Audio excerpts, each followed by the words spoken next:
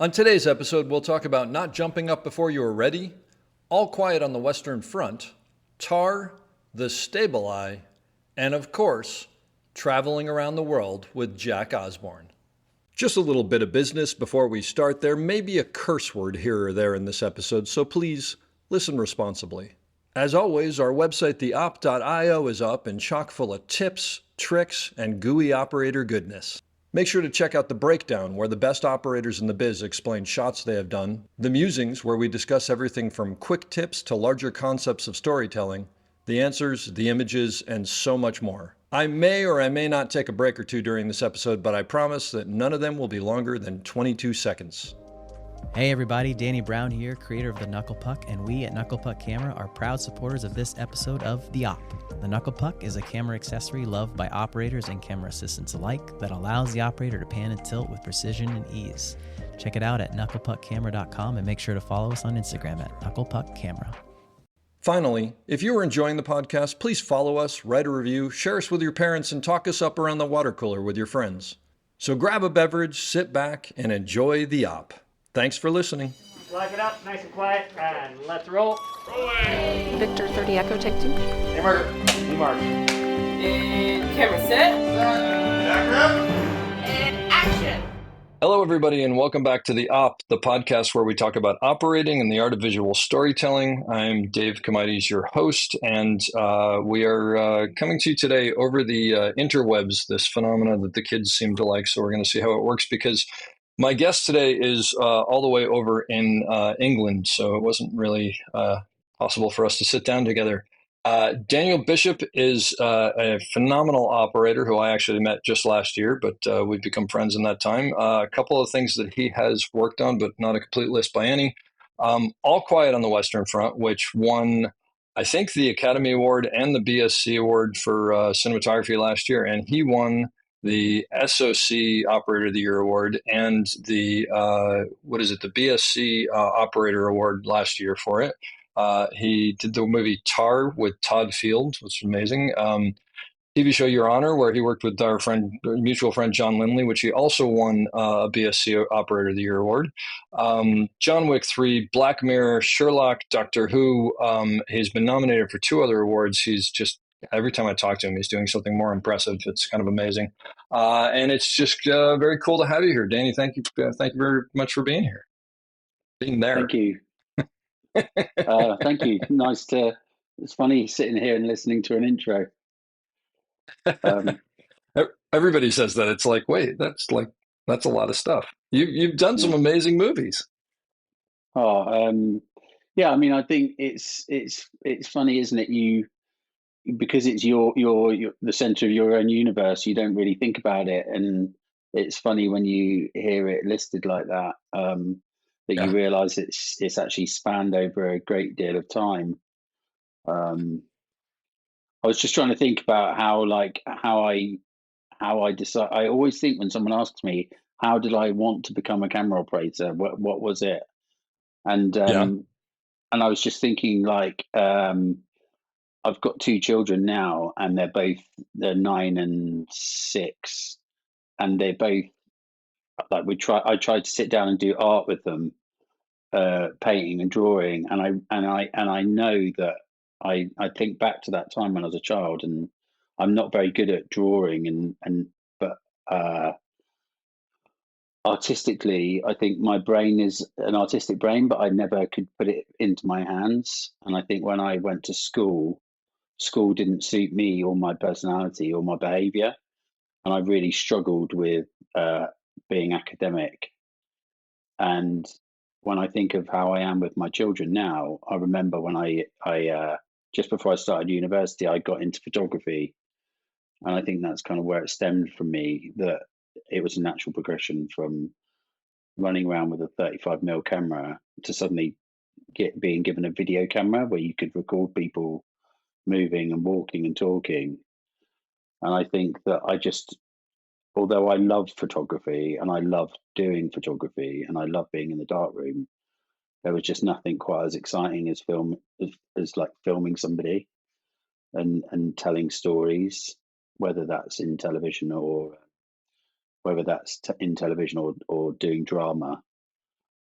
So my Did you? background to becoming that was how I became a camera operator, because I couldn't paint, or I couldn't do art. I couldn't do anything like that. And I could take photos. I could take nice pictures, basically. It's funny because we're very similar. Because my daughter is, well, actually, both of my daughters are amazing artists, but one of them is studying art, and I would kill to be able to look at something and sit down and draw it. And Yeah. I can do that, but then when you look at what I drew, Yeah. it's nothing like what you're looking at. And I'm the same way. It's like I sort of look at the camera as like it was my last hope for being able to do something artistic, because I can't do anything else. That's for sure. Did you go to school for camera work or cinematography, or was that a part of the deal? I think that I think I genuinely believe that when I went to uni, I don't know, I can't talk for in America, but in the UK, it was right on the tipping point of where I think it was still quite elitist to work in the film industry, and it was elitist to be in the camera department. And the film schools and the film schools weren't really set up here, and there were lots of bad, we call them media courses, and they weren't necessarily aimed like, they weren't like what I would say film school. They were more like you would go there and get like a mixed education that wasn't really film, wasn't really TV. You weren't really sure what you were getting out of it. And there were lots of those. And I do feel like I've been doing some guest lecturing at my local uni, at my local college, and I can see the difference in 20 years is that it's being aimed at a broader spectrum of class. And I see that within the organizations as well, and certainly on just being on the floor. I think it's very different from when I was at uni, and I feel like I went to college and had an amazing 3 years, but when I came out, I probably could have learned that in about 2 weeks with a good operator. Yeah. If I'd have stood beside yourself for 2 weeks, I probably could have learned all of that and then gone on to be in the camera department. So I don't think I would change anything, because it was like the start of my adulthood.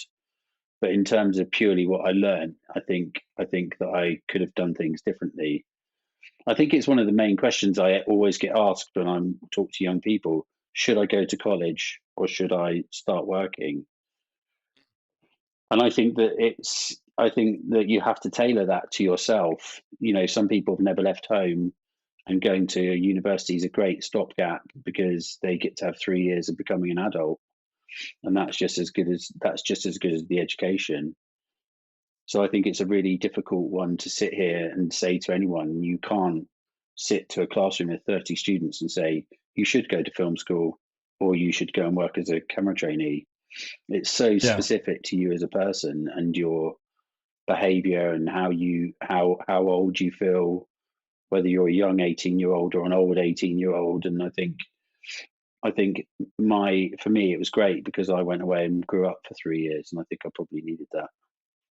Well, I think at the end of the day, what I always tell people is come back to me in 20 years and I can tell you whether you made the right decision or not. But you're right. There's absolutely no way. And even that, like I talked to my kid, I don't know about what it's like in England, but like, there's a whole thing about going to the right college and which, I've gotten to three and which one is the right. And I always say to them, look, there's so much stuff that you don't know. Like you don't know who your roommate's going to be, who's going to have like who's going to have the idea for Facebook that you're going to become part of. I mean, you have no idea who you're going to meet and whatever. So hindsight's 2020. But so did you get out of university and go straight into the film industry, or like was that an avenue? So my career, which always makes me sound like a dinosaur, when I moved to London, and there was this book called The Producer's Book, and this was at the beginning of the internet, which is why you sound like a dinosaur. And I I know, basically right? sat and emailed like 200-300 people because their emails were in the book. I mean, you would never get it anymore.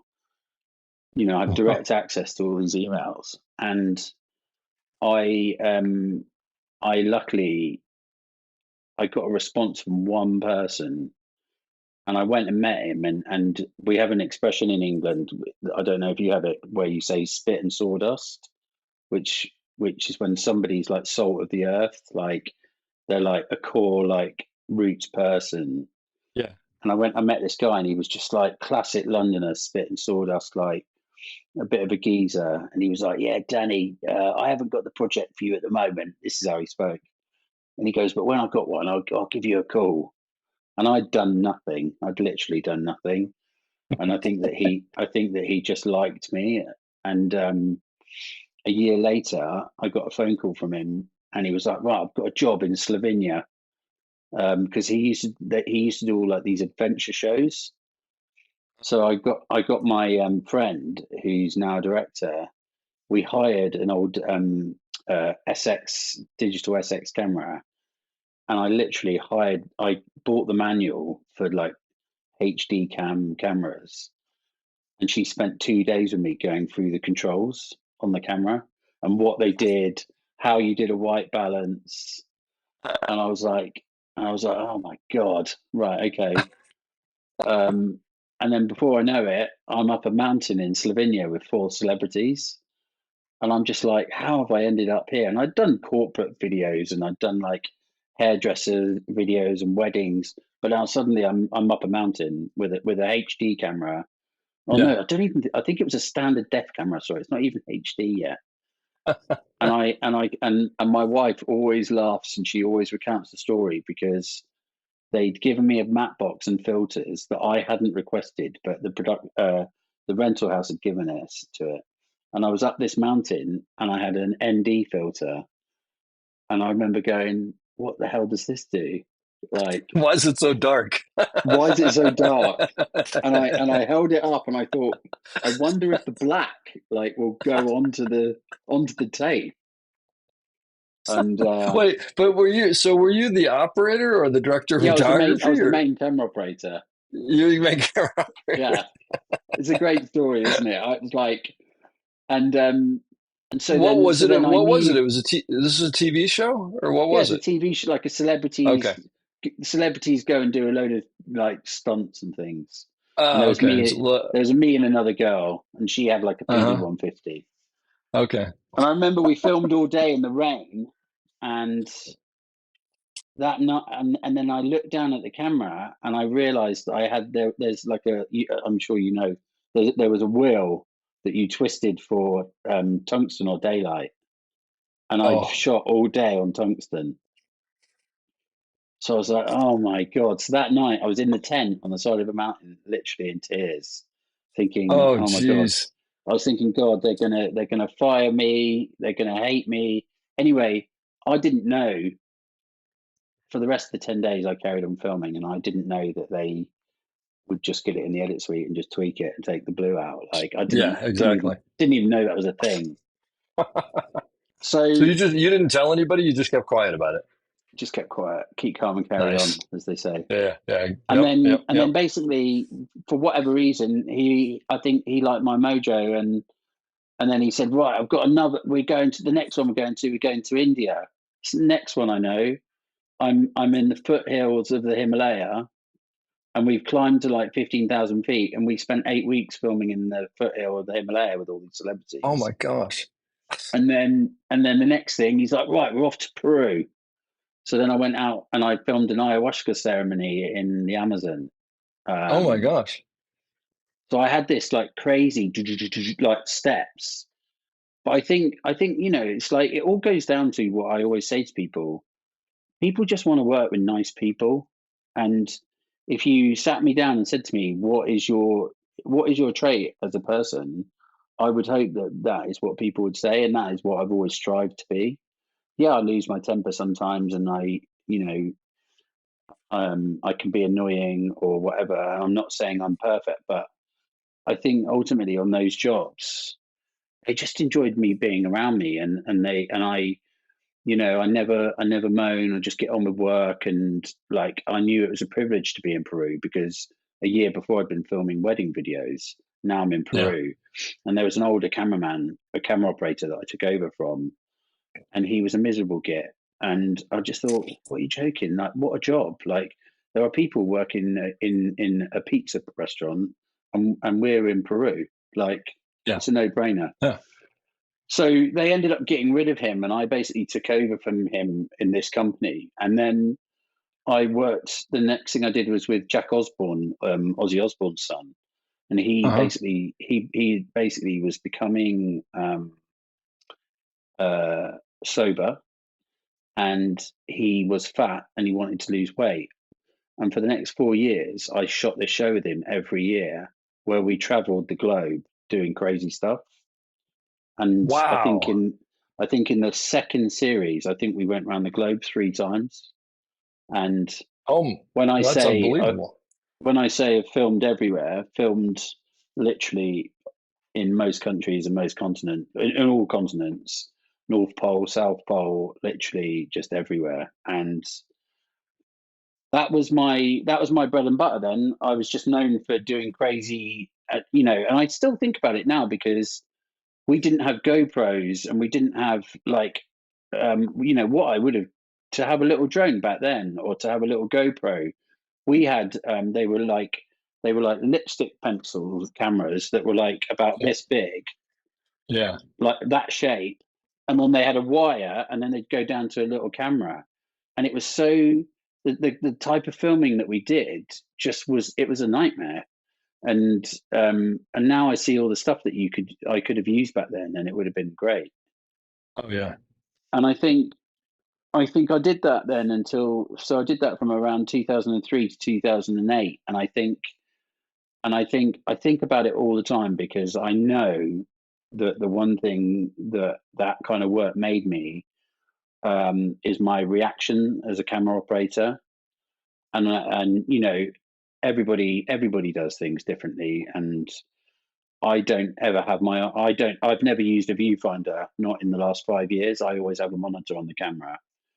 And that's because my style of operating is I'm just looking around the whole time. I'm not distracted. I'm not out of the zone. I'm very much in the zone with an actor. But my operating style, when I was doing like all those things around the world, was I'd always have one eye open, because it's single. I was shooting single camera on everything, and I'm Yeah. following the action. And you've got 4 people talking. I'm having to pan between 4 people. And I think the other thing as well that helped is I understood about editing. I would know that if I'm filming 4 celebrities, I would need a wide, a 2 shot, and 2 singles, and I'd probably have to get them to repeat a couple of questions. And I think it was a good period of time in my youth where it was a lot of single camera work. I was thinking on my feet, and I don't think I realized how much I was learning about camera operating, even though I was. Uh-huh. And I think now, when I work with Ed, one of the things that Ed's always said to me is that he likes my handheld camera work. Ed is in the director from All Quiet, and I was going to ask you. Yeah. and Okay. and every time he says it to me, I always think, I think it's because I started in documentaries, and I did so Yeah. much handheld work, probably like 6 or 7 years of constant on the road. Oh my God, there's something, throw the camera on the shoulder, get a shot. And I think that's where that style's from. And I've always thought that whenever anyone's ever said to me, "Oh, I like your handheld work," and I think that's where it came from. So I was quite lucky. And then I got to 2000. I did a Steadicam.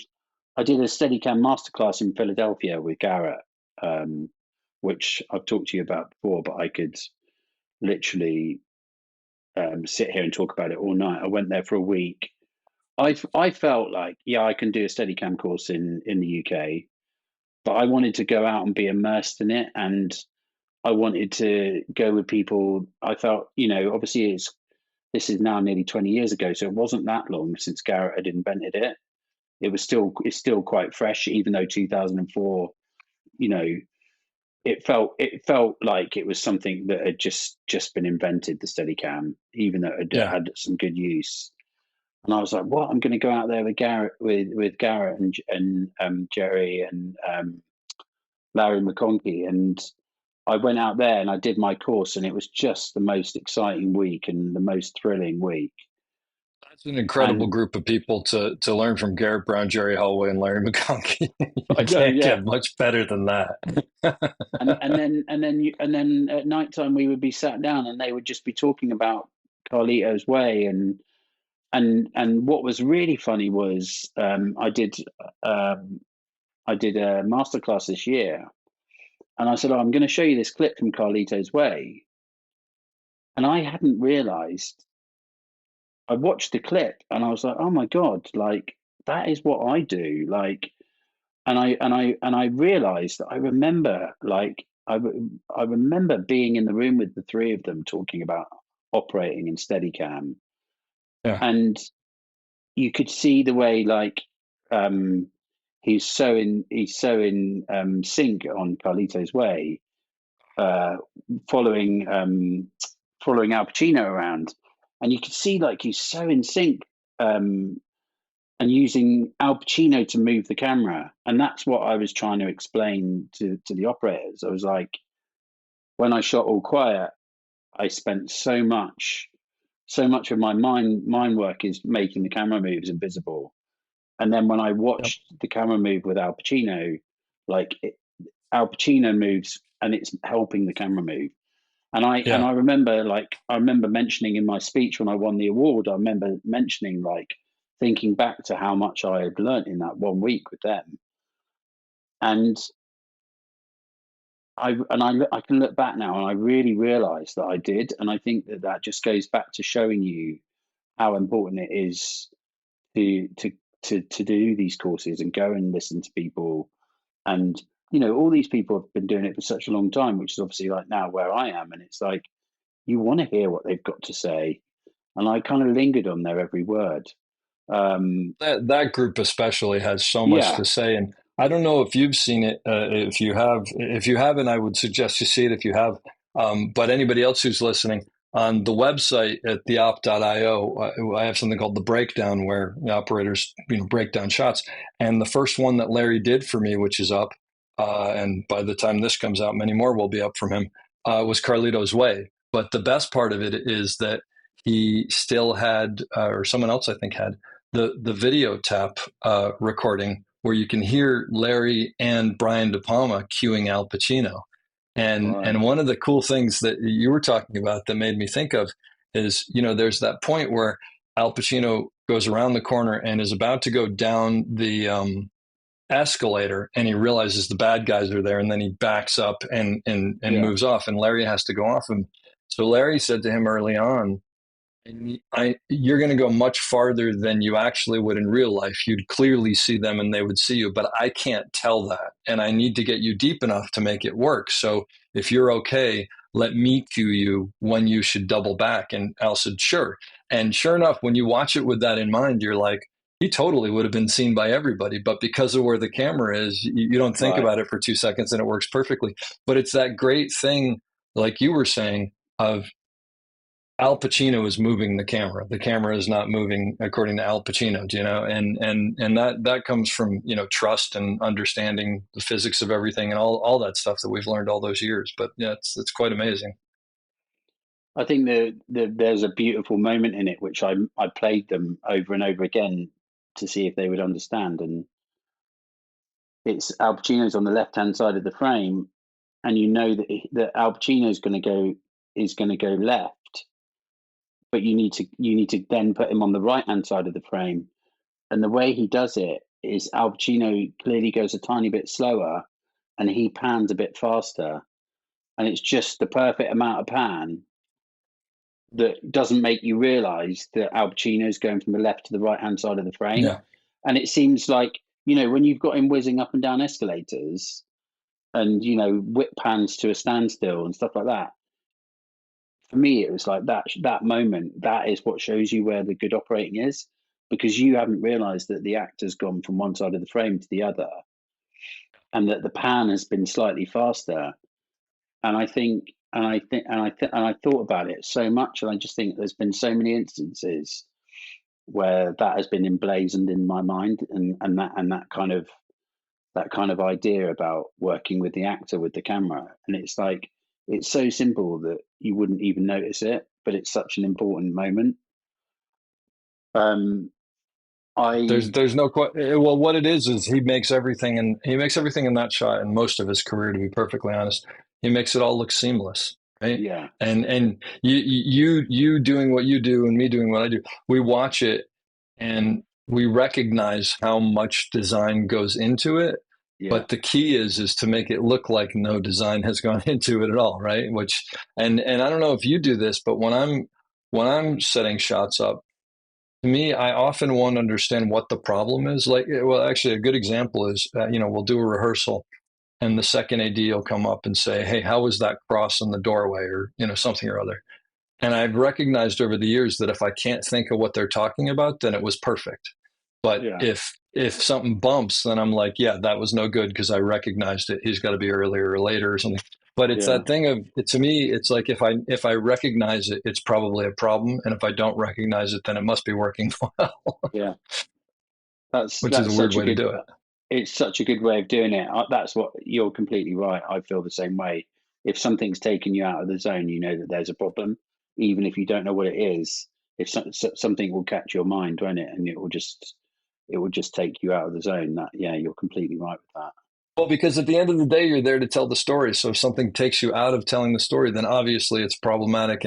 And oftentimes it's funny because people try to like go, well, maybe if and I'm like, no, just get rid of it completely. Let's just move on because it's a problem, and we'll find other moments. But so when did you start doing? So it sounds like you were sort of, I mean, in this country, we'd call those things that you were talking about reality TV. I don't know if they call it that in Britain or Yeah, not, but absolutely. Yeah. so when did you make the jump to narrative? So I was completely scared of Steadicam. So I felt like I could never get my head round. I always used to say to people, "Don't you find it heavy?" Like, and I was so scared of going onto a set and not being able to do the shot because it was too heavy, or not get it right, or obviously we didn't have stabilization, so I was worried I'd get the horizon off, and I was very much frightened of doing Steadicam. Oh. So I kind of put it on the back burner and carried on doing my reality TV. And then in 2008, I had done so much traveling the world that I was like, right, it's time. It is time to get into drama now. And in the way that just seems impossible to think about, I just got offered a film by somebody I knew, and it was a terrible film. The director took all the money. It had big actors in, but all of a sudden, I was on the set with a 35mm camera, and I was like, and it was like the same thing. The same thing. I didn't really understand that if I took my eye away from the eyepiece, you know, all of those things that sound crazy. You Yeah. just go, but I mean, everybody's got these stories, haven't they? And it's like, I didn't know. I think what I would take away from doing that first job on the 35mm now is, even now in my career, I just feel like I just pan and tilt a camera, and I don't know much about cameras. I couldn't sit there and go through the menu with you.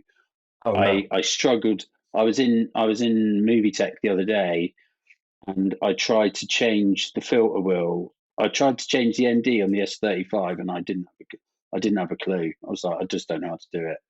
And I what will I tell would you, sit, if it makes you feel any better. I'm sorry to interrupt you, but if it makes you feel any better, first of all, my assistants know if I'm doing a handheld that when they hand me the camera, every button is locked off and disabled right, because they know yeah, that invariably I'll like hit something and like batteries will fall out of the back or something will happen. And there are times when, just physically we won't be able to do something. And if the assistants know me, they'll call to my dolly grip and go, "Hey, can you drop an ND in?" Because they know right, I'll yeah. mess it up. I'm the same way. I'm just like, I need the box that makes the pictures, and I'll point that and do stuff with it. But the rest of it, I don't understand it, and I don't know that I want to. Actually, I will say that for me there is one logical reason as well why I've maintained that, because I can be quite erratic, and when I first started doing drama, I'd just come from doing I'd come from doing everything, set the sticks up, put the camera on, radio mics, pop a light up. So I was still in the world of let's all muck in. And obviously camera crews are quite they're like, what are you doing? Like, why are you touching that? Even to an operator, why are you touching that? And so I basically had to retrain myself, and I had to go. I had to go. Okay, the focus puller doesn't want me to touch the camera, and the grip doesn't want me to pick the track up. So instead of being helpful, just sit and wait until it's your moment. And even now, I struggle. Even now, I struggle to not get involved and help. But I think to myself, it's not my job. That person is paid to do that, and that is what they've chosen as a career. And Yeah. I will just stand here until. And so sometimes I'm like chomping at the bit to get on the camera, and I have to stand there and go, hey, I know this first AC is brilliant, and I know that when he's ready, he will tell me, and he's not mucking about. He's doing his job. And then, like my first AC would be like, all right, camera's ready, and I'll go, right, okay. So I respect Yeah. that, and I definitely think that that's one of the reasons why I don't get involved with anything to do with cameras. And I was stood with James the other day because we were prepping on this film, and somebody started asking me about lenses, and I was like, I'm not the person to ask. Like, I can The I same can way. I can tell you what I like and what looks beautiful, and I can tell you all the lenses I've worked with and some of my favorites. But if you really want me to sit here and start having a conversation with you about lenses, I can talk to you about camera movement, and I do think that that's quite healthy. I think that I think that it's our job. Our job is so has so many elements to it to keep the camera moving that it's also like my personality compartmentalizes and go, right, what do you need to know and what don't you need to know? And the things that you need to learn and the things that you need to be good at, learn them and do them well. And don't think that you need to be on set. Like, you're not the director. You don't need to know everyone's job and what they're doing. You need to do what Yeah. you're doing and do it well. And I But think do that you also think that sometimes people get, I find that people get a little bit precious about the equipment, and it's like, the Aeroflex makes great cameras, and Sony makes great cameras and all these things, but if you have someone who doesn't know how to frame the story, or someone who doesn't know how to light so that it evokes an emotion or whatever, it doesn't make a difference what camera or what lens you're using. You're like, there are these cinematographers that I work with who are like, I've got these secret lenses, and it's just like, I'm sure they look beautiful, but do they make or break a yeah, story? At the end of the day, no, because it's what you do lighting, and I do framing, and the focus puller does pulling focus. And so that's my reason of sort of, my only pet peeve is I want an entire set of lenses. I don't like when I get on a show and there's like a huge gap between, like, there's like a 21 and a yeah, 40, and it's just like, are yeah, you kidding me? yeah. No, So that's that's a that's nightmare. my only thing, is just give me the tools to be able to do what we're supposed to do, and the rest of it, I think you got to know what you're doing. Yeah. Yeah, I completely agree. It's like it's a nightmare when you get like a set of four or five lenses. Yeah. But I guess the most important bit at that time was that I met James, and I James, worked on a what's his last name? James Friend. Yeah. And ultimately what happened was he needed a camera operator. He was just out of film school, and he loves the BSc, still loves the BSc, and he felt that he never wanted to operate, and he was like a young kid and I was a young kid, and Hmm. so very unconventionally he started his career never operating Wow. as a camera. And that's quite an unconventional route in the UK, because over here on the lower budgets, the DOP always operates. It's either single camera and the DOP operates, or it's two Yeah. cameras and the DOP will traditionally operate a camera. So I met James and started working with him in 2008, and we some years we would do like 5 or 6 movies a year, and we would Wow. finish a film, go straight onto another one, and they were all like £200,000 movies, straight to DVD, gangster movies. But we like the time of my life. We were young people, and we were just having fun and partying and working really hard and traveling around the world. And most importantly, which is my advice that I say to people now, is I made my mistakes where it didn't matter that I was making them, and the only Yeah. people that knew I was making the mistakes were me. And some of the directors I worked with back then just didn't care. They just didn't care. And they didn't care that when I panned, I didn't stop quite right, because all they could see was that the actor had done the shot.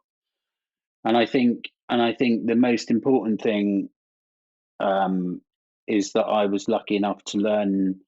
And the thing that I did was, I would always take note of mentally of the things I liked and the things that I didn't like, and sometimes the mistakes are the best things to learn, because you go, right, well, I didn't like that there because I was on that bit of equipment, so maybe I won't use that bit of equipment again. I use something else that does it differently. Or, okay, handheld. Oh yeah, I've learned that when I run with that handheld, I can't move very fast, so maybe I need to get a rickshaw. All those things that you couldn't do if you're on set in front of Idris Elba, but you can do when you're in front of some other actor, earning no money. And I think that was key in mine and James's development, that we came up through that time together, and we were just working and working and working, and going from job to job and working together. And I think we ended up getting a bit sick of each other, because we ended up having we ended up actually having like a 3-year hiatus. And I went off and worked with some other DOPs. And I think it's interesting when you're used to working with the same people. It's also good to go and work with other people, because you just realize how, in a weird way, how formulaic you can become. Yeah. You realize if you work in the same situation, that you end up being like, oh well, I know this works, so I just do it that way. And so what I would say is, I've worked on all these different tiered films, and I worked my way up, and then me and James did a show with Tim Roth called Rillington Place, which was like it's a serial killer, it's a true story. And I think that it was the first time that we'd got to the point where we were like shooting like drama, like a film. And Yeah. we shot we shot on the K35s, but we shot it nearly all on the 32mm. And really, the whole 3 episodes are like a 3-hander or 2-hander Huh. maybe. And he/I won the BAFTA for cinematography, and it felt like that it was like the first time all that hard work had kind of come in to the point where we were telling a story, like, but telling it well and working together as a team, and being in that fantastic triangle that you don't know about until you're in that fantastic triangle with a Yeah. director and a DOP. Do you think you would have been as successful had you not gone away and sort of, figured out how other people work and done all that and come back? I definitely feel like I went and had a meeting with James in Shoreditch House, in a Soho house in East London, and we hadn't seen each other for 3 years. I didn't even end up going to his wedding, and because I think we had worked together so much. And he came and he was like, look, I think we should work together. And I was like, yeah, I do. I really miss working with you. And I think it was definitely a case of the heart, absent makes the heart go fonder.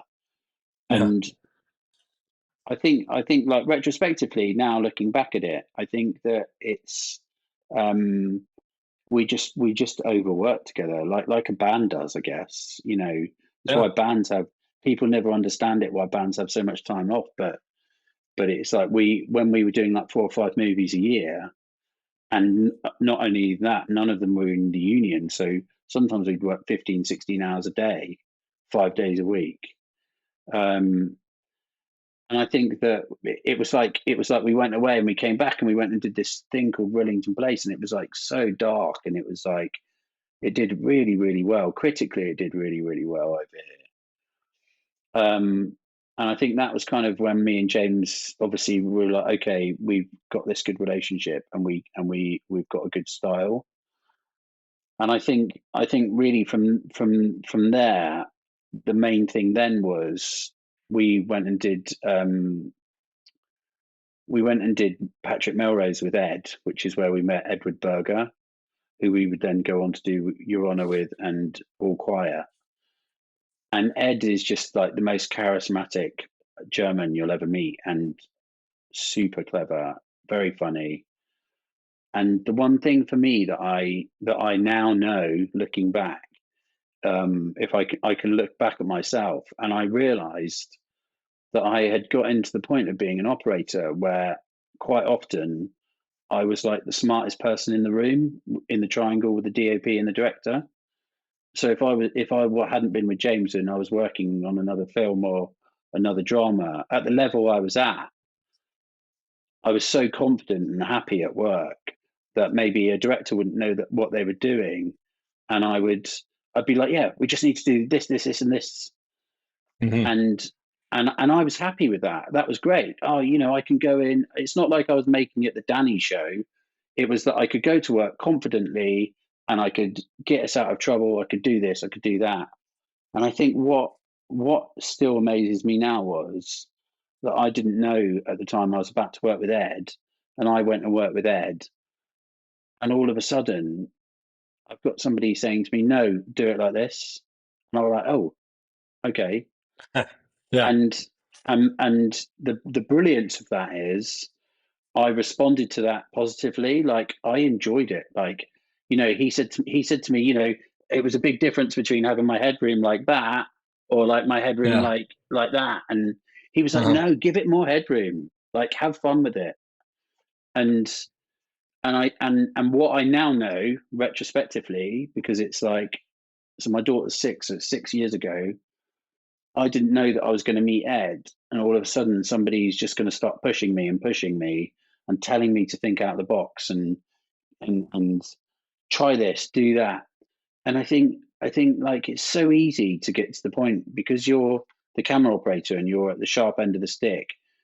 It's so easy to go into work and be like the smartest person in the room, purely because quite often you've worked more than a lot of directors. Some directors Yep. do one movie every 3 years. And so I've worked with one director where I kept doing every job with him, but what I realized, I was getting more and more experienced, and he wasn't necessarily getting more and more experienced. And I think with Ed, I was just like, wow, who is this person?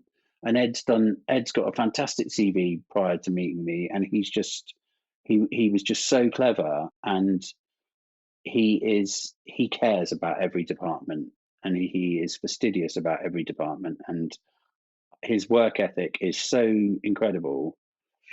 And I think that's what made it for me, was to go onto this job and suddenly have this person go, right, do this, do that. And it was such an exciting place. It still is an exciting place to be, because, not every director is like that. Not every director is a joy to work with. Not every director wants to push creatively. And I think that was such a fantastic opportunity to get working with him. And I know that he completely changed my career and completely changed my abilities, like changed my abilities as an operator, made me grow. I recognize that more than anything. He made me grow and think outside the box. And it's like, I'll always be grateful for that. That's amazing. So you met him on Your Honor, the TV show here in the No, States? on Patrick Melrose. Sorry, you met him on So, that, and then he brought you on Your Honor here. yeah, exactly. Gotcha. Yeah. And then the And then next when we thing were was All All Quiet. Quiet. That's a ride right there. Yeah. That's I mean, amazing.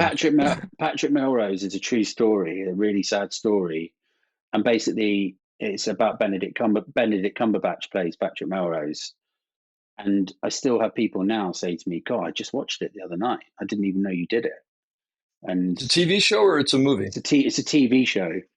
Oh, I'll have to check it out. I'll link to it also when this comes out. Patrick I Melrose. mean, Okay, it's just Benedict is a tour de force. I've done Sherlock he's with amazing. him. And both times, like, I mean, he is the camera operator's dream, Benedict. So He knows there's a process. He's a big actor. He's got his ways, but he cares about the camera. And like on Sherlock, we would do a take, and quite often he would look over at me, and I'd be like, oh, like that, and he'd go, "I need another one." And obviously because he knew you didn't have it. Yeah. and That's he knows if you don't have it, then they probably don't have it, yep. and nobody's ever going to say to Benedict, "You can't have another one." So that was on Sherlock, and then I worked with him again on Patrick Melrose, and he was with Ed, and he was playing a character that was so flawed. It was emotional, and it was hard. Some of it was hard to film, but interesting because you're playing it's a character centered to the story, center framed. He's in nearly every scene.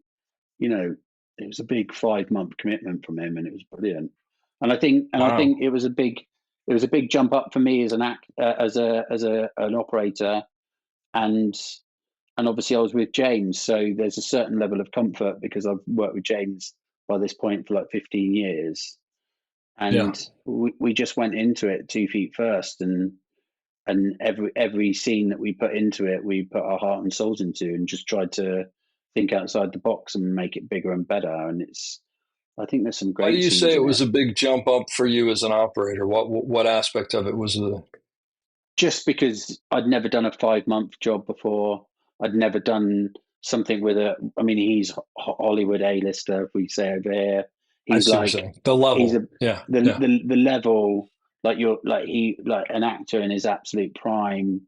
And the responsibility as well. Like, we shot it nearly all single camera, and and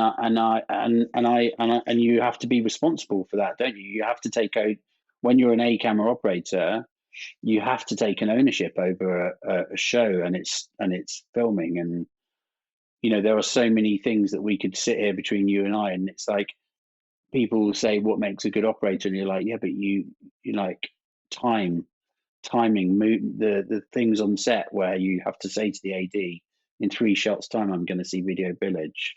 You need to start moving video village now.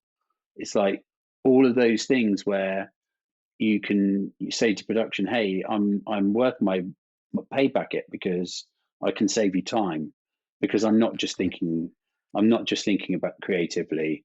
I'm not just thinking about panning and tilting. I'm also thinking, how do I make sure that all of those people talking over there are moved by the next shot? Well, And and I think, ironically, the thing for me when you say that is also, even though that's not thinking about the art of what we do, in a way it is, because if I think ahead, it's going to give me more time to be able to finesse the things that I want to do, as opposed to scrambling at the last minute, whatever. So there's always that juggling, right? Of like trying to make sure that I mean, it's selfish in a way because you want as much time as you can do you to know do your what? job well. You're absolutely right, and it's really interesting because I was chatting. I did an open day with DOPs that wanted to talk to an operator. One of the female DOPs said, What's an open day? well, we like a masterclass, but we did it at a rental house, Oh, I and see. they came in and Yeah. they asked me and James questions about a DOP working with an operator. Oh, that's great. And one of the women said, and I had never thought about it, but it's basically what you said, is actually you're buying yourself time. And Yeah. I understand what I want is, when I get on my shot, I want as much time to think about the background, to think about the plant pots and the clock faces. And actually, I'm moving Video Village 3 shots ahead of time for myself. And I'd never thought of it that way. And you've just said it, you've hit it on the head. It's like, I'm moving that stuff so that when I get there, I've got the maximum amount of time to rehearse. Yeah. If I need to rehearse on the crane, I need 40 minutes to do that, not 10 minutes. Yeah. And that's what she said. You're buying yourself more time. And that is, I've always thought about it that I'm helping production, and actually I am helping myself. Well, So it's both, right? It's You know, both. Yeah.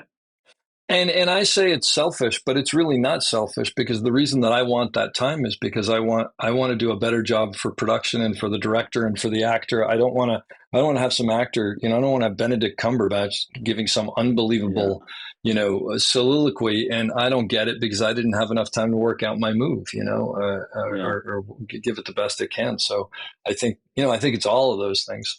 Tell me about then working on, just because we've talked about it already, working on All Quiet. I mean, that must have just been, I can't even imagine that. It just seems like a massive, massive undertaking on all I think fronts. I think something that's really interesting is when I just going back to Your Honor, I went out to New Orleans with Ed and James, and 3 weeks before we started filming, Ed was doing episodes 1, 2, and 3 of Your Honor. And the first 3 episodes for 3 weeks, we spent every single day going through every single scene, talking about the shots. Wow. And just me, James, and Ed at Ed's house. And then we might go off and look at a set or something. And then we would come back at 1 o'clock, and then we would carry on. And Ed would go, "Yeah, we're going to do it till scene 70 tonight." And then we'd do it till scene 70, and then we'd pick it up in the morning. And I think the big thing about All Quiet was Ed and James had shortlisted the movie in Berlin the year before, and they'd literally sat in COVID times in a hotel, and they'd gone through the script and they'd shortlisted it. And obviously James shortlisted it knowing about how me and him work and what we could do. And then when I started in the January of 2020, when I went out to Prague, they were like, "Here's the shot list," and I still have it now. I have the shot list from the first shot to the last shot, and they storyboarded all the big scenes. And it was quite interesting at the masterclass this year. I showed everybody the shot list and the description of the, like, for example, the first 3 shots of the movie, which were all done in one shot. If you read the description of what James and Ed said, and then look at the storyboard and then watch the shot, it's almost exactly that. Was most of the movie that way when it finished? Was it Nearly mostly all what of they it, had yeah. seen? It's incredible. That's incredible. And I think that it, I mean, Ed could sit here and tell you why he likes working that way, but I don't think it takes away from it. It doesn't take away from the creativity, because ultimately we shot a $20 million movie, £20 million movie in 15 weeks. And what everybody wanted from every department was to try and make this film that was a small film, a big film. And I think that's what the shot list does, is like, you can adapt it if you want to, but if you live by it and you know that you're good enough.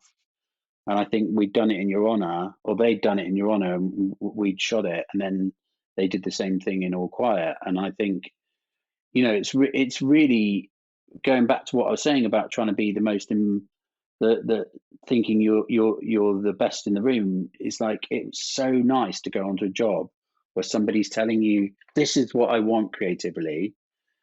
This is the one shot in the trenches. How can you execute that for me? How can you do that?"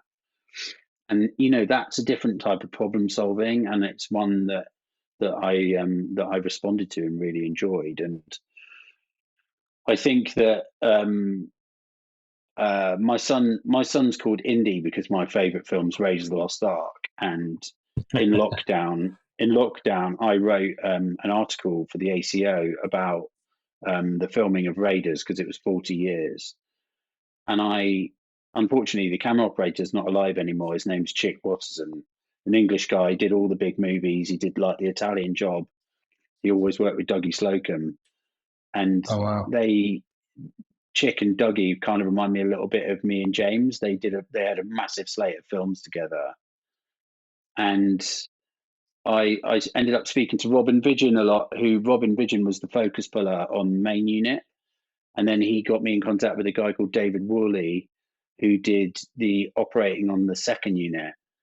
And basically, Spielberg very famously storyboarded and shotlisted the whole movie. Yeah. And very famously, the second unit was shot before for the car chase at the end, the truck chase. All the second unit stuff was done before Spielberg got out there. I think they shot for like 10 days. So all the stuff, obviously, just to explain to people who don't know, all the second unit stuff was all the stuff where Harrison Ford's not in it. I think, like, you know, does that mean Spielberg wasn't involved? Of course not.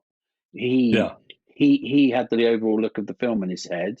He storyboarded it all. He said, "I want this. This is what I want." And you look at the storyboards, which I've seen, and they're literally the shots in the film. And then when Harrison, and I think it's interesting because when you hear Spielberg talk about Raiders, he sees it as a little film that they managed to get off the ground with no money, and I'm like, is it? But but that's the way they look at it, and I think it's the same thing, right? It's like you can apply that logic to every job since then. For me, it's like you realize prep is so important. And it's unbelievable. And I think a lot of people don't do prep. And I think prep is something new to me, in all honesty, from working with Ed. And, now I go in and I know every day, like on All Quiet, we had a shot list for the whole movie, and every single shot, I knew whether I was on the crane, I knew whether I was handheld, I knew whether I was on the Stabileye, which and I've still got it, and I looked through it, and it was exactly right. And so we would go. That's amazing. And ultimately, what that did is the same thing. Is it bought me time. Like I knew that I needed to get the crane from one side of the battlefield to the other, and that would take 3 hours. So I needed the crane in the morning. So then I would go to the first AD and say, "Hey, I need to do this, but does that impact that?" And then he'd go, "Yeah, it does." So then I'd have to go to Ed and say, "Ed, if we're going to use the crane here, I need to get the crane there." And Ed would be like, "Fine, I'll do this," and he'd adapt it. And it's like, and that's the same thing. It's like, I think if I can, apart from being creative, I think the one thing that Ed has drummed into me is prep.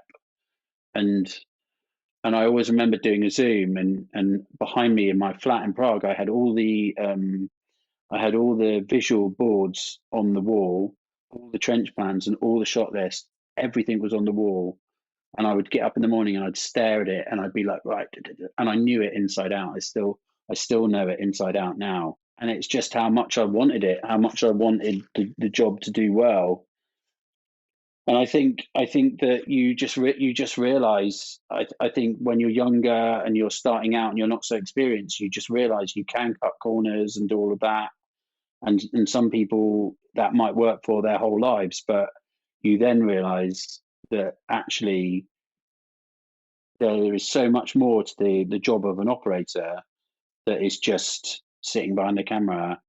It's the whole melee of knowing the script inside out and knowing the actors and being a nice person and having the prep and I think that it kind of that all came to like fruition on All Quiet, that we were in a position where we could work really well with the camera. And it's an amazing piece of filmmaking. I mean, the work that you guys did was incredible, and how great that you both got nods from so many different organizations and big organizations for your work, and that the two of you finally sort of like got to that point where you peaked. Not that you peaked, that it's over, but that you hit that spot together. It's wonderful. You told me something. I don't know what we did. You and I were talking. Oh, you and I were talking on an SOC roundtable or something like that. But we were talking on some video. And I vaguely remember we were supposed to be interviewed, but you and I just spent the whole time talking to each other, and they let us go, which I kind of felt badly about, but I whatever. But I remember you telling me that, which hadn't occurred to me, is that the movie's in German and that you don't understand German. And so that you really like quote unquote didn't understand the dialogue, and yet you're doing all these camera moves and whatever. How do you achieve that? So the what I learned straight up, the first scene that we did where they spoke German, we were at the field hospital, and they arrived on the car, and the doctor's like shuffling them in, and then all the men are in the back of the boys, not men, all the boys are in the back of the truck, and I was like, holy shit, have I got myself in trouble here? Because I really don't Had understand you what they're not thought saying. about it before then? Yeah, I'd even gone and had German lessons, and I Oh, thought okay. But I'm never going to learn German. I had one lesson with her, and I thought this is a waste of my time, an absolute waste of my time. So I stopped. And the general was stood up in the back of the truck, and he was just going, "Cumsy, cumsy, cumsy," like that, which is like, come on, get out, get out. And I realized then my only way that it was going to work was I just had to listen to words that stood out, and I would have to understand when those words were coming in relation to another word. And so basically I was just listening to sounds. And then the other thing that goes back to I guess my documentary making is I was just looking at people the whole time, and actors are kind of like poker players in that they all have these little tells, and yeah, I could sense when they were going to move, or going to sense when they were going to do something, because I knew when they puts the matchbox down, it's a beat, and then he's going to stand, so I have to be ready at that point. And it's incredible. so I got into that, and what's really interesting is I don't know whether it's a bad habit, but I've stopped listening to. I've actually stopped listening. So I then went on and did Tar, and then I've just been doing Star Wars, and I didn't even have any cams. I've just got my. I mean, probably shoot me at film school, but in a weird way, it feels like it's a bit more organic because I'm reacting to body movement, and I'm like, you know, it's the best way I could describe it, which I know you're going to know really well, is when you've got the steady cam on and you're static, and you're either going to have to start moving backwards or forwards. There's a sense in there somewhere that the actor's going to start walking, and there's a millionth of a second that you preempt that and you start walking before they do, and you can't teach that. That is just experience, and that little movement of going, right, I need to start walking, that's in there somewhere with not being able to speak German. And so I knew, I was like, okay, you're gonna start going now. I need to go. So that was kind of how I got over that hurdle. That's amazing. But it's funny that you're saying about wearing cans, because I actually generally don't wear cans either. The only time I'll wear cans is if I'm on wheels on a remote head, and they're 200 yards away from me or something like that.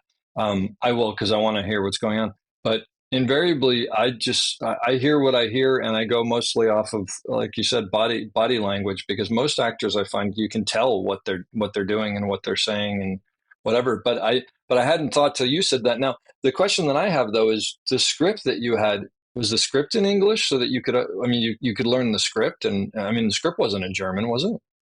I had I had the English script, Okay, but it was just pointless, really. Like sure, but I mean, at least you understood the story of the scene I and knew the whatever. But story, yeah, but it yeah, was, that's incredible. it was pretty pointless. Yeah.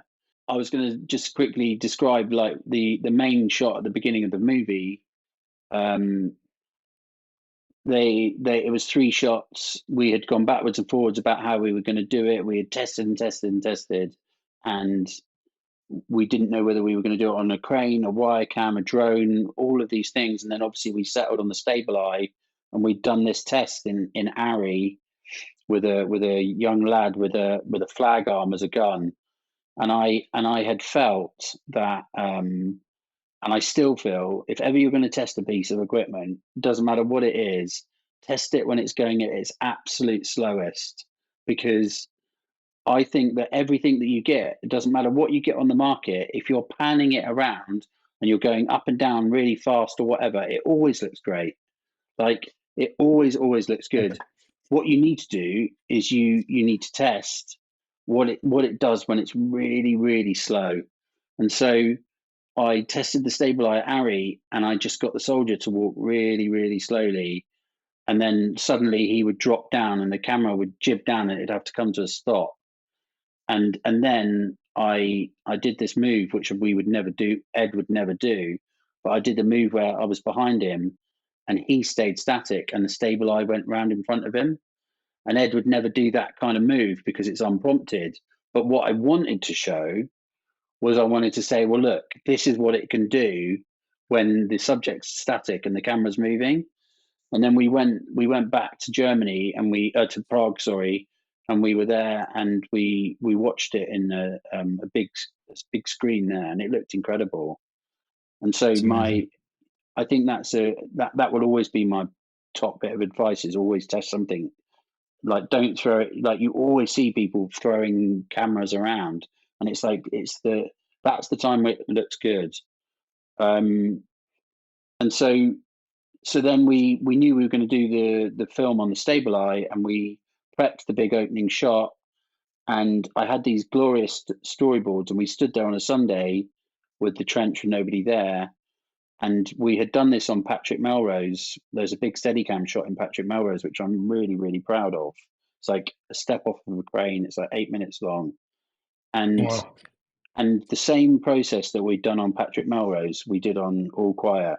We stood there with nobody there, the three of us and Benedict the First. And we talked it through, and I said, these are the things I can do. And these are the things that are going to be tricky, and these are the problems I'm going to have, and these are the bits that are going to take care of themselves. And I've realized from doing the shot in tar and stuff that I've started to work out that the best way of breaking down a shot is to just go to the tricky bits. And I will always instantly know, and this is because of experience, I'll always instantly know the bits that are going to be tricky. And I go, right, so I'll identify the 4 sticking points in the shot, which I did.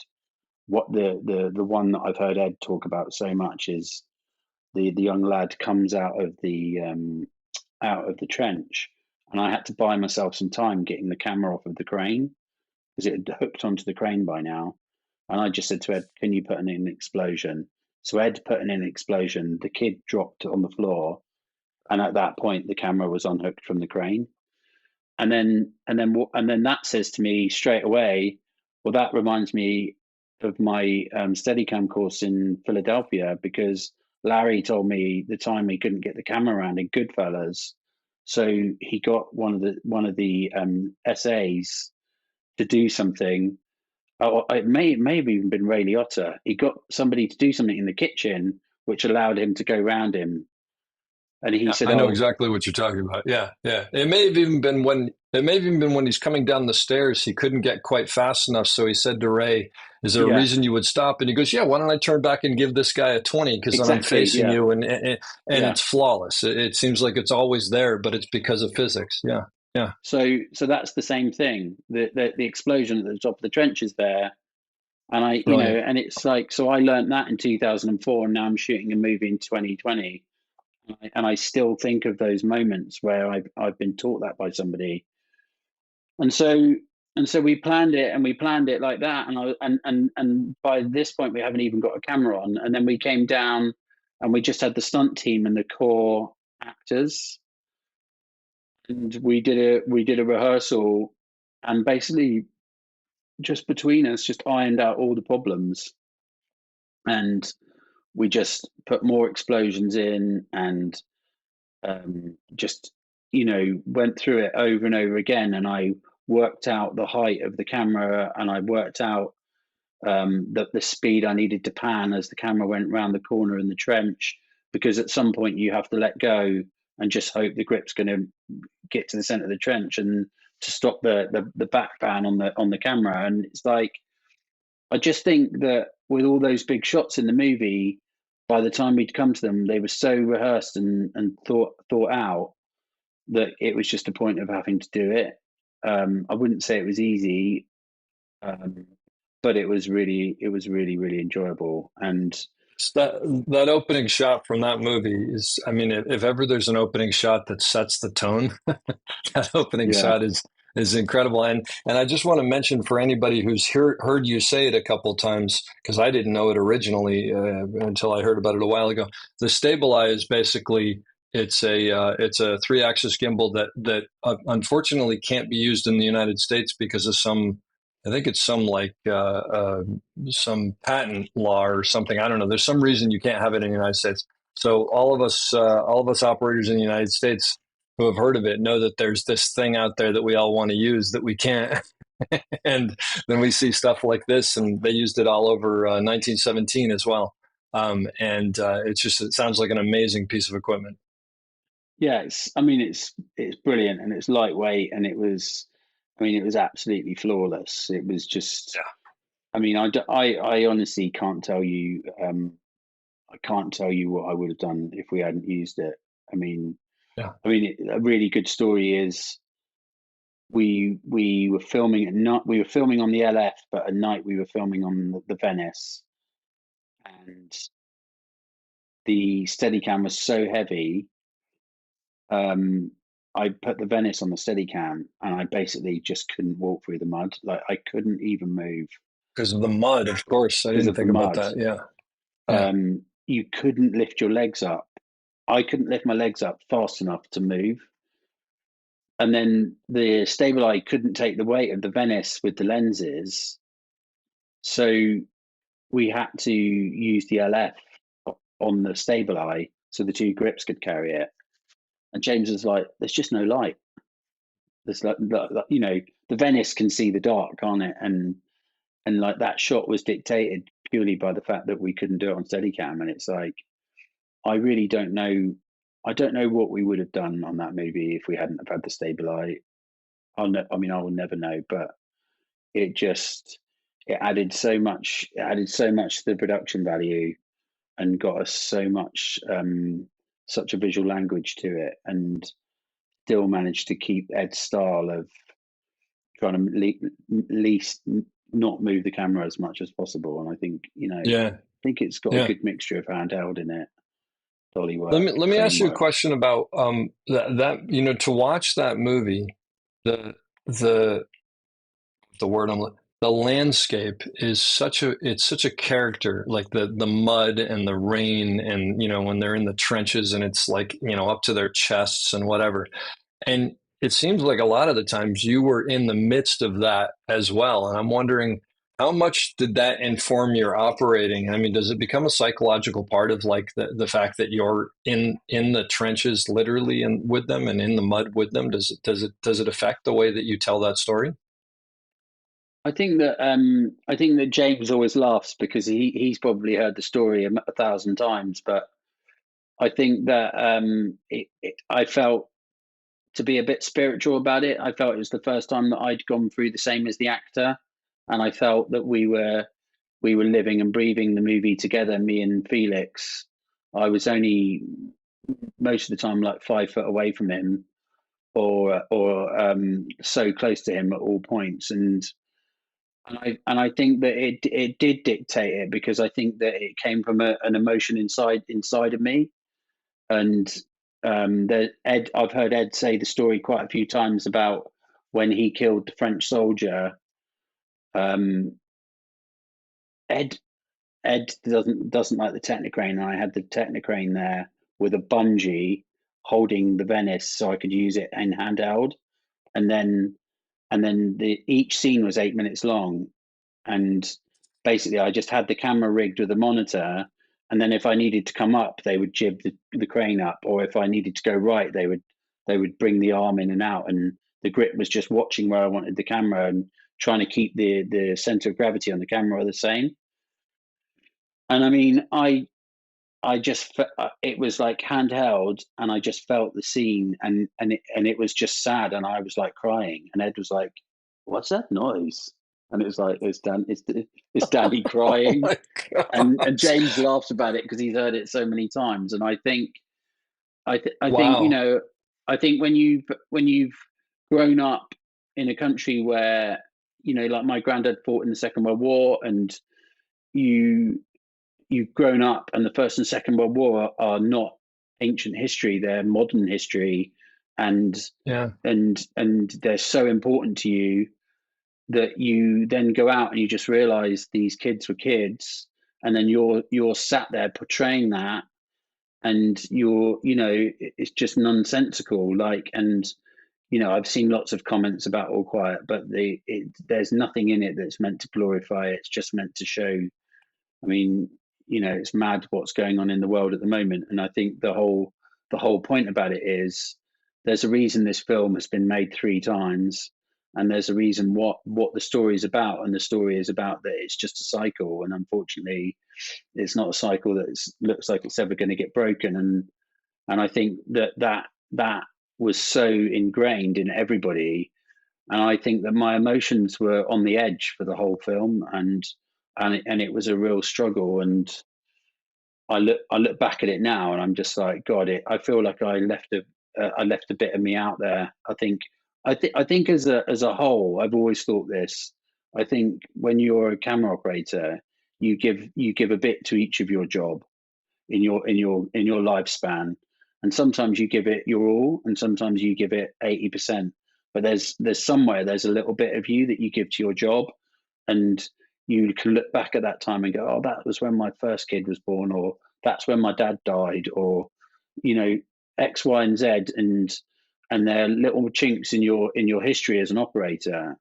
And I think with All Quiet, because of the subject matter, it was such a difficult one, and it was something that I spoke to Mitch about it, because obviously Saving Private Ryan, and he said the same thing. It's like, it's just such a mad subject to as a camera operator, to be at the front filming that with everything behind you, and you're just seeing war and death and destruction. It's gonna take a piece of you, I think. Well, there's got to be something about the fact that both Saving Private Ryan and this are 2 great examples of the fact that it's so realistic and so well done, and you have to be sitting there thinking, this is horrible, and it's not even anywhere near as horrible as what it actually have been, and I would have trouble comprehending just this. I mean, there's got to be sort of all of that involved. It's an amazing story. You mentioned Tar. I want to ask you about working with Todd Field, because that must have been an unbelievable experience. It's not an easy movie to watch, but it's an exceptional movie. Accomplishment. I think Todd, I was fortunate to get recommended to go and work with the DOP, Florian Hofmeister from Ed, who I'd done All Quiet with. So I'd heard of Todd, but I'd obviously never met him, and I went out there to do the movie in Berlin, and I just had 2 months off after All Quiet, so the 2 films were like poles apart, and yet the directors have a kind of similar temperament, and are both creative in their own ways, and it was just an amazing experience to go on to a job where he just didn't want to move the camera, and I could have been frustrated by that. But I think going back to what I was saying earlier is like, I think the joy of being a camera operator is accepting the fact that you're dipping in and out of other people's productions. When I went onto Star Wars, I didn't think that I was really in space. Like, I'm going onto a job where I've done a war movie, and now I'm doing a space movie, and I'm the one that's going between these productions. And so I have to buy into, I know that on Star Wars, the producer, director, Leslie, she'd been working on that for 6 years. So she had this whole preconceived notion of how this thing was going to be structured and shot long before I even knew it was a production. And, I can't sit and tell you about Todd's methodology, but I know that he wrote that script for Kate, and he said that he'd written the script for Kate for her to be the center character in the movie, and then they've hired me as an operator. So I think, who am I to sit there and start being like, hey, it's way better if you do this? And And he said to me he doesn't want to move the camera. So I thought, okay, well, if he doesn't want to move the camera, I will make each shot the best I can make it. And you know, the thing that we do as operators, which we have to do, is we look at the background and we work with the art director and we say, hey, I don't like that, I don't like that, move this, move that.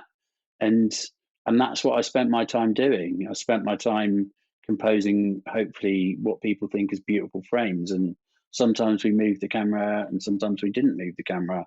But I certainly didn't feel frustrated by that, because I felt like, okay, my job is to facilitate making the camera work the way you want it to work. And Yeah. what ultimately, I don't feel when you watch the movie, like, it doesn't stand out negatively that the camera doesn't move. It's just like you're watching this brilliant actor who's just fantastic as a character.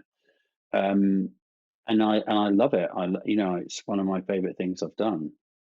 It feels right. I mean, like I said, it's a tough movie to watch, but it's an exquisitely photographed movie. And I would be remiss if I didn't mention there's one scene in there where she is teaching a class in like what is it, like a concert hall sort of, or a lecture hall or something like that, that is just this impossibly long shot that you did,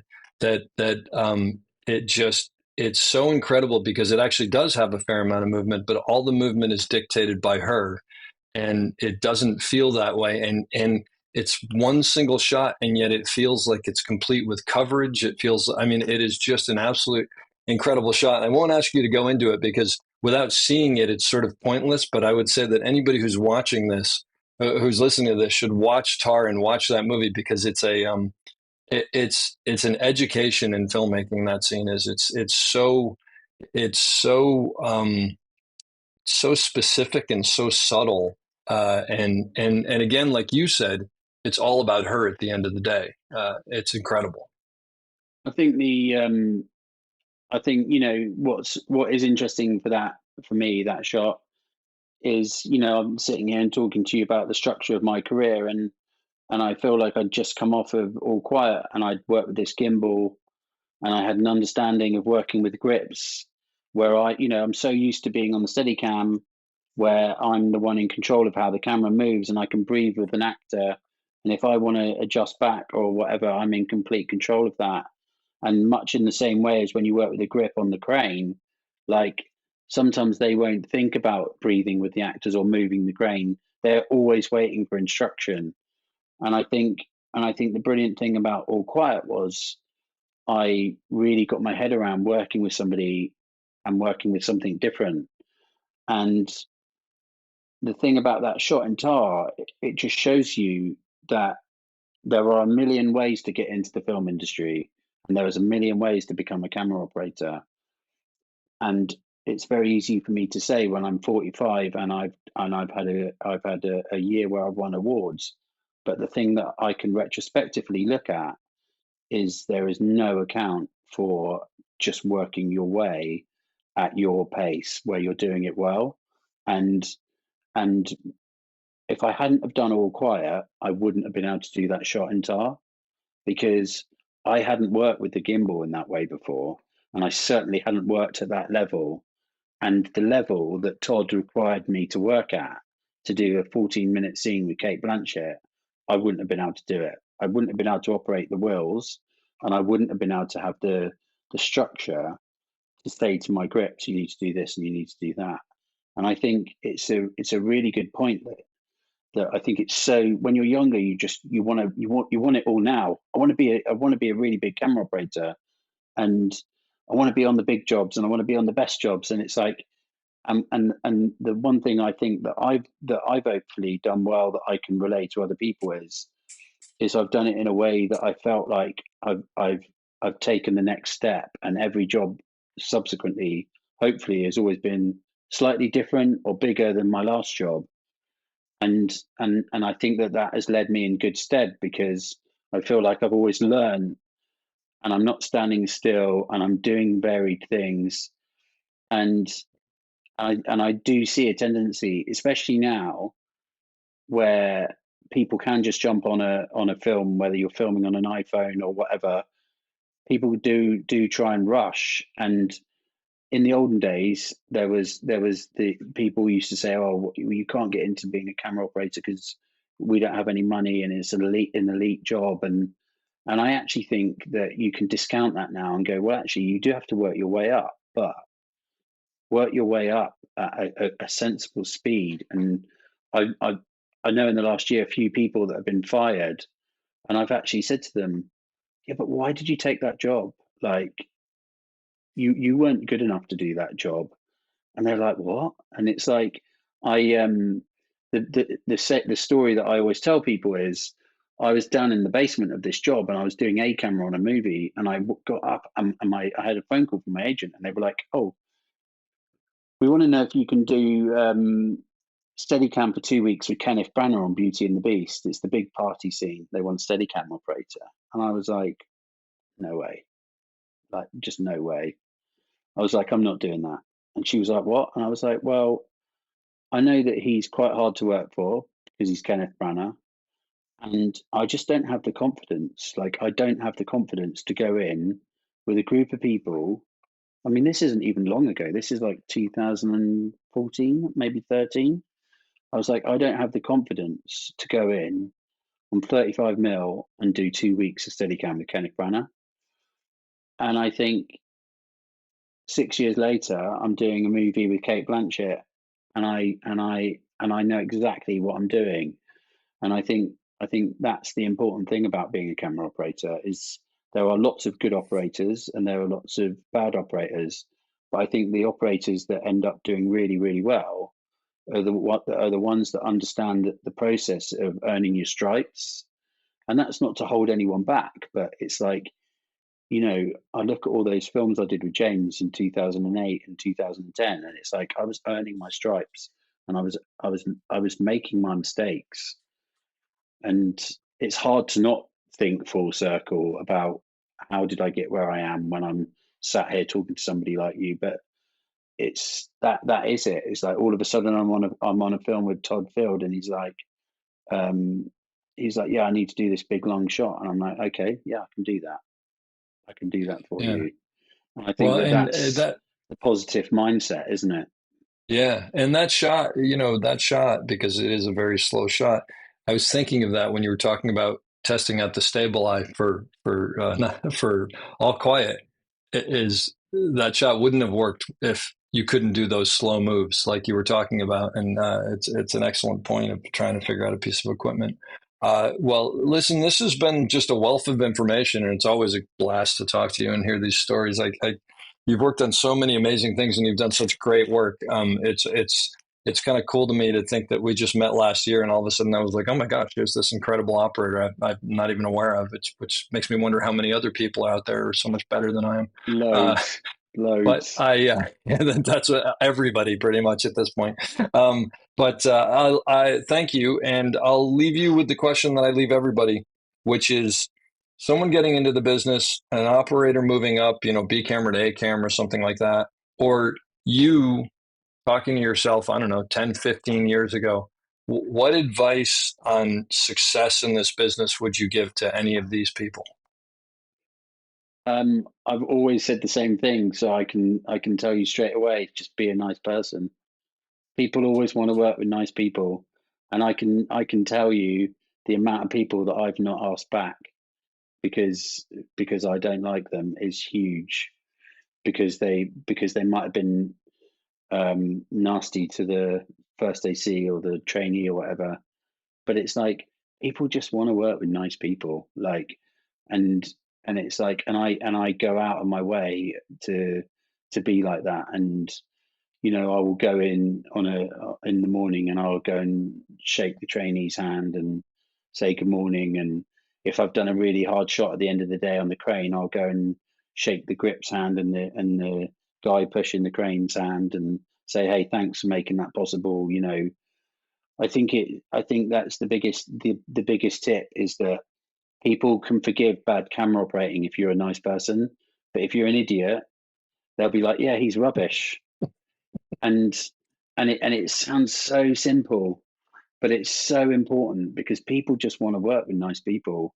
And I think especially in this culture at the moment where people are like, oh yeah, cancel culture, it's like you just gotta get on there and get on with everybody. And I think it's such an important part of my job.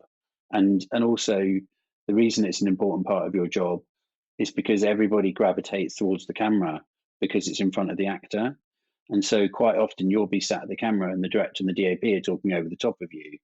And if you're there getting in the way and saying, why are we on the 35 mil? We should be on the 50 mil all the time. The DOP's like, hang on, I want to talk to the director, and you're trying to go 15 mil tighter or whatever. I think so. It's so important, and it's like people just want to work with nice people, and I hope somewhere in the world somebody would say that I am nice to work with. And I think that's what I'd say. I hope you enjoyed that as much as I did. We'll be back soon with another great episode. Don't forget to check us out on theop.io for all sorts of information on operating and storytelling. So thanks for listening and have a great day.